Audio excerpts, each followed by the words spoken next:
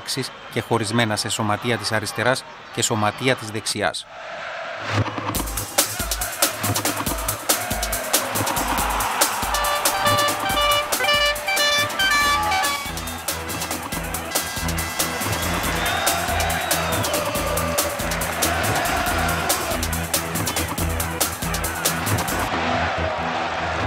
Ο διχασμός του ποδοσφαίρου στην Κύπρο αποτέλεσε αντικείμενο ενός ευρύτερου διχασμού της κυπριακής κοινωνίας σε μια μετοπική σύγκρουση δεξιάς και αριστεράς κατά τη δεκαετία του 1940.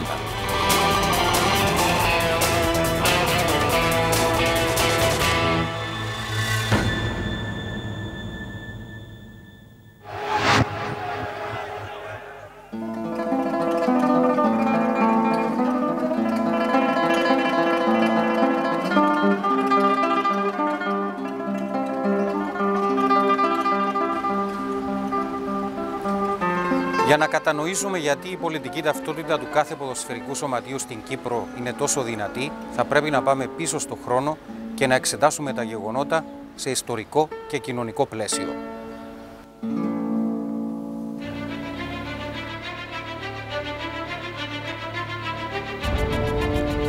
Η κατοχή της Κύπρου από την Οθωμανική Αυτοκρατορία έφτασε στο τέλος της το 1878. Οι Βρετανοί εξαγόρασαν το νησί από τους Οθωμανούς. Ο Άγγλος ύπατος αρμοστής έτυχε υποδοχής από εκπροσώπους της Εκκλησίας, η οποία είχε την δυνατότητα να παρουσιάζεται ως η ηγεμονική δύναμη των Ελληνοκυπρίων.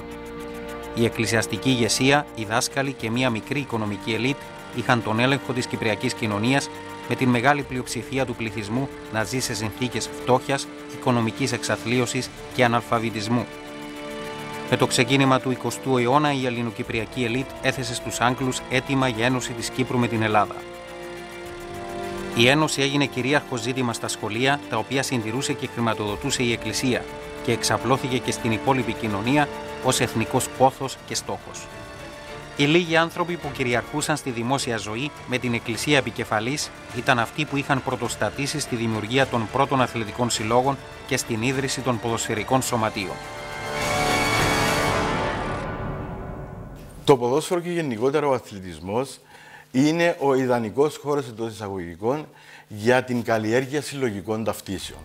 Και αυτόν τον στόχο προσπαθούν να εξυπηρετήσουν πολλοί οι οποίοι εμπλέκονται και στον αθλητισμό και στο ποδόσφαιρο. Η δύναμη που έχει το τελετουργικό κομμάτι του αθλητισμού στην δημιουργία και παγίωση κοινών πεποιθήσεων, κοινών εμπειριών και στη δημιουργία κοινής ταυτότητας υπήρξε πολύ σημαντική στην εξάπλωση της ενωτικής ιδέας. Τα πρώτα σωματεία πέρα από τον αθλητισμό έθεταν ως στόχο και την καλλιέργεια των ιδεωδών του ελληνισμού.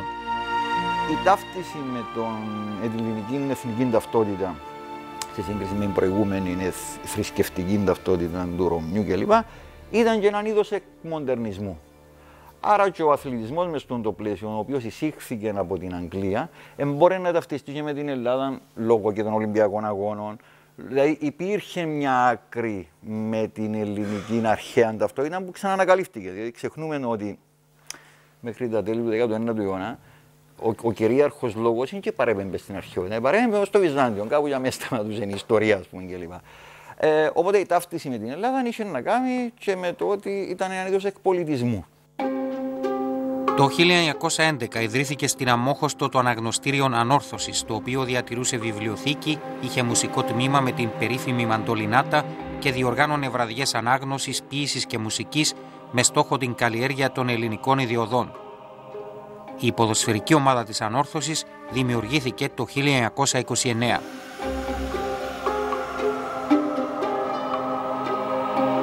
Με προεξάρχουσα την Ανόρθωση, που είναι το παλιότερο εν ζωή σωματείο, που ιδρύθηκε το 1911, το βάρος γινόταν κυρίως στην φιλολογική, εκπαιδευτική και εθνική δραστηριότητα, και ο αθλητισμός και το ποδόσφαιρο ερχόντουσαν παραπληρωματικά, ήταν χαμηλά. Δεν είναι τυχαίο ότι η Ανόρθωση ιδρύεται το 2011, ενώ η ποδοσφαιρική ομάδα κάνει πολύ αργότερα. Ακολούθησαν η ίδρυση του Τραστ το 1924, του ΠΟΕΛ το 1926 με στόχο την ίδρυση ενός καθαρά ελληνικού σωματείου, το οποίο το 1928 μετονομάστηκε σε ΑΠΟΕΛ. Μέχρι το 1934 είχαν ιδρυθεί ο Ολυμπιακός, η ΑΕΛ, ο Άρης και η τουρκική Λέσχη. Στη Λάρνακα γεννήθηκαν ο Πεζοπορικός και ο Αμόλ, που στη συνέχεια συγχωνεύτηκαν για να δημιουργήσουν την ΕΠΑ. Το 1937 μέλη της ΕΠΑ αποχώρησαν για ταξικούς λόγους και επανίδρυσαν τον Πεζοπορικό. Τα πλήστα σωματεία που ιδρύθηκαν αυτή την περίοδο έπαιξαν κεντρικό ρόλο στη διαμόρφωση ελληνικής ταυτότητας. Αυτό το έκαναν με τελετές όπως θεατρικά έργα πατριωτικού περιεχομένου, ελληνικές βραδιές μουσικής, ποίησης και λογοτεχνίας και εορτασμό των ελληνικών εθνικών επετείων. Δεν θα πρέπει να ξεχνάμε ότι η ανοικοδόμηση ενός έθνους στην περίοδο ασφαλώς και της Αγγλοκρατίας είναι πολύ σημαντική και διαπερνά όλες τις πτυχές μιας κοινωνίας. Δεν θα μπορούσε να περάσει απαρατήρητο και ένα δημοφιλές άθλημα όπως είναι το ποδόσφαιρο ασφαλώς, το οποίο στην περίπτωση της Κύπρου τα πρώτα σωματεία πηγάζουν ενδεχομένως όχι τόσο για τη διάδοση του αθλήματος, όσο αν θέλετε σαν φωνές πολιτισμικές, θέλοντας να εκφράσουν και στοιχεία του πολιτισμού της τοπικής κοινωνίας. Έχουμε τους πρώτους γυμναστικούς συλλόγους, σε κάποιες περιπτώσεις έχουμε τη συνδρομή μουσικών συλλόγων, όλα μαζί συνθέτουν ένα όμορφο πολιτισμικό μοσαϊκό και από εκεί μέσα έχουμε την αναγέννηση κάποιων αθλητικών σωματείων υπό τη μορφή ποδοσφαιρικών συλλόγων πλέον. Στην εξέγερση του 1931, η οποία έμεινε στην ιστορία ως Οκτωβριανά, μέλη των ποδοσφαιρικών συλλόγων πρωτοστάτησαν σε τέτοιο βαθμό που οι Άγγλοι τους συνέλαβαν, ενώ προχώρησαν και στο κλείσιμο των σωματείων για μεγάλο χρονικό διάστημα. Η σημασία ήταν η κοινωνική οργάνωση των Κυπρίων, με ιδεώδες βέβαια το σκοπό της Ένωσης με την Ελλάδα.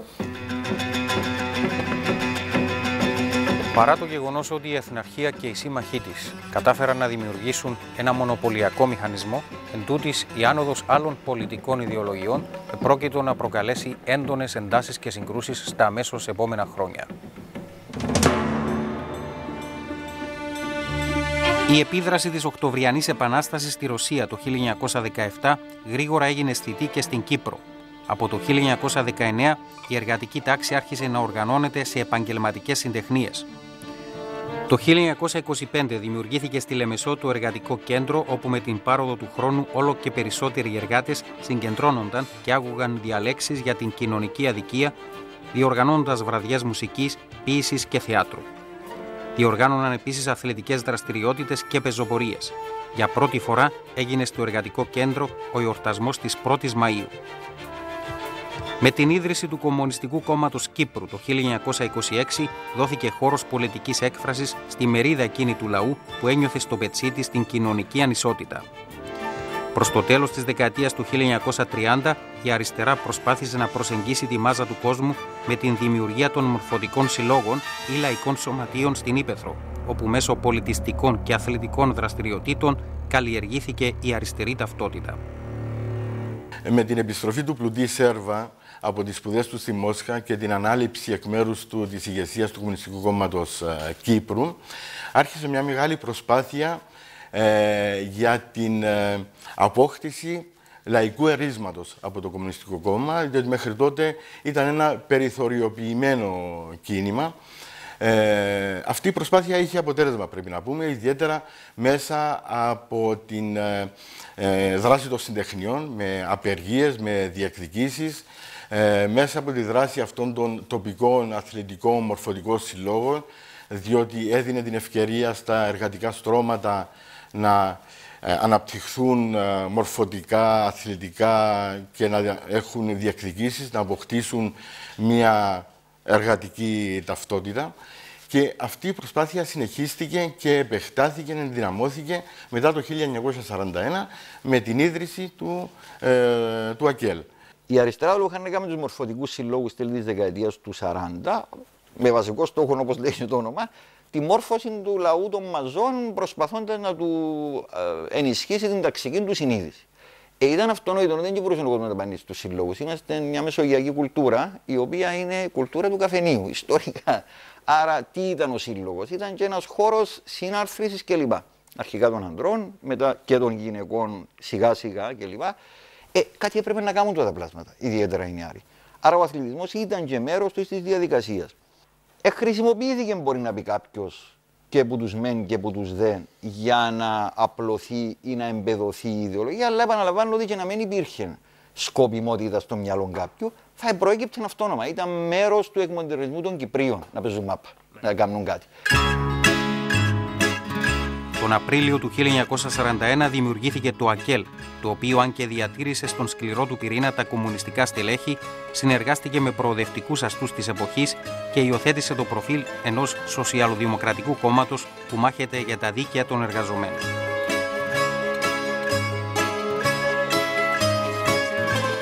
Το ΑΚΕΛ κέρδισε 2 δήμους στις εκλογές του 1943 και 4 στις εκλογές του 1946 και απέκτησε έντονη επιρροή στον κυπριακό λαό, κυρίως για την δραστηριότητά του στις κοινωνικές διεκδικήσεις με την δημιουργία των συντεχνιών. Η άρχουσα τάξη ένιωσε να απειλείται. Υπήρχε μια μαζικοποίηση της αριστεράς απρόσμενη. Είναι ένα πράγμα τώρα, ας πούμε, να εμφανιστεί ένα νέο κόμμα, ένα νέο κίνημα, ρε παιδί μου, και 5, 10, άντε 20%. Ξαφνικά, ας πούμε, κέρδισαν τις εκλογές του 46, τις δημοτικές. Η αριστερά εκπροσωπούσε τον εκμοντερνισμό. Ήταν νεολαίστικο και όλες οι έρευνες δείχνουν ότι ήταν κάτω των 40 ετών. Το μέσος όρος ήταν γύρω στο 30 και κάτω. Η δεξιά εκπροσωπούσε την πιο παραδοσιακή τάση της κοινωνίας. Άρα η σύγκρουση ήταν αναπόφευκτη. Την εξουσία για τα λεφτά όμως γίνεται αυτοί που ήρθαν ταυτιστήκαν με τη δεξιά. Η Εθναρχία και η δεξιά παράταξη είδαν την κυριαρχία και την ηγεμονία τους να κλονίζονται και ως απάντηση στο ΑΚΕΛ δημιούργησαν τους δικούς τους θεσμούς. Πρώτα με την ίδρυση του Κυπριακού Εθνικού Κόμματος, πιο γνωστού ως ΚΕΚ, και στη συνέχεια με τη δημιουργία των συντεχνιών της ΣΕΚ και των εθνικόφρονων σωματείων στην Ήπεθρο. Απ' τη μια είναι η παραδοσιακή φορείς, η Εκκλησία, τα ποικιλώνυμα θρησκευτικά ιδρύματα, τα γνωστά ΘΟΗ, θρησκευτικό Ορθόδοξο Ίδρυμα, αργότερα η ΟΧΕΝ νέων και νεανίδων, που ιδρύονται στις πόλεις και στα χωριά, και η αριστερά ιδρύει αυτό που αποκλήθηκε μορφωτικοί σύλλογοι. Αγροτικούς συλλόγους, φιλολογικούς, μορφωτικούς, ιδρύονται δεκάδες νέα θεατρικά σχήματα στα χωριά, όπου καλλιεργούνται οι νέες επαναστατικές ιδέες, νέες για την Κύπρο, αφού μεσολάβησε η δεκαετία της παλιμεροκρατίας, και σταδιακά υπάρχει από τις αρχές της δεκαετίας του 40, σε κάθε χωριό, σε κάθε μεγάλο χωριό, υπάρχει, να το πούμε σχηματικά, και ο δεξιός και ο αριστερός σύλλογος. Δεν έχει έρθει ακόμα η σύγκρουση θα έρθει το 1947-48, όμως μαθαίνουν οι κάτοικοι των χωριών να έχουν τον παραδοσιακό του σύλλογο, που εκεί τελούνται οι πατροπαράδοτες συντηρητικές τελετές, και απ' την άλλη υπάρχουν και οργανώσεις της αριστεράς που και αυτές κάνουν γιορτές για τις 25 Μαρτίου, καλλιεργούν και αυτές την Ένωση, την πίστη για την Ένωση, αλλά με έναν δικό τους τρόπο.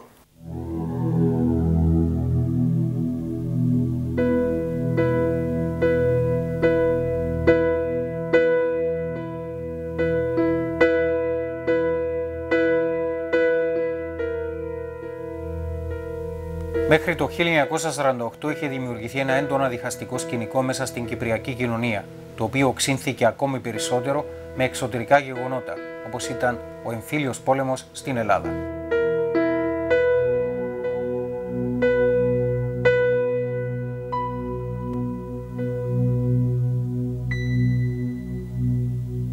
Συγκρούονται οι δύο κόσμοι. Η αριστερά είχε πετύχει τεράστιες επιτυχίες στις εκλογές του 1946, τις δημοτικές. Ήταν η πρώτη πολιτική δύναμη, όπως αναγνωρίστηκε το 1946, αλλά σε 2 χρόνια χάνει αυτή την πρωτοκαθεδρία, καθώς οργανώνεται ο αντικομμουνιστικός κόσμος. Τα παραδοσιακά κόμματα και η Εκκλησία. Είμαστε Ευρωπαίοι που είμαστε